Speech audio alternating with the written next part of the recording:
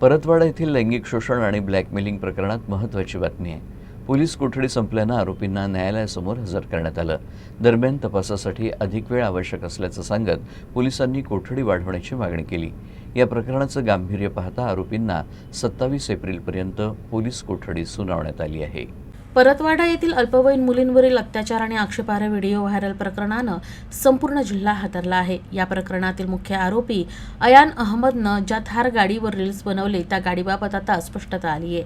या प्रकरणात परतवाडा पोलिसांनी कार मालक राजेश प्रजापती आणि त्यांचा मुलगा आर्यन प्रजापती यांची चौकशी केली. मात्र प्राथमिक तपासानंतर त्यांना कोणताही थेट संबंध आढळून न आल्यानं दोघांनाही सोडून देण्यात आलं.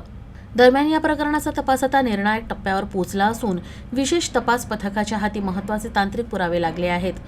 आरोपी अयान अहमदच्या ऐशोआरामाच्या जीवनशैलीचे काही व्हिडिओ सोशल मीडियावर व्हायरल झाले आहेत.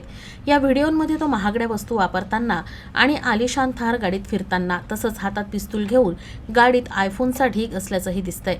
यामुळे या प्रकरणाबाबत अनेक प्रश्न उपस्थित होत आहेत. दरम्यान संबंधित गाडीबाबत कार मालकाच्या मुलानं समोर येत आपली भूमिका स्पष्ट केली आहे.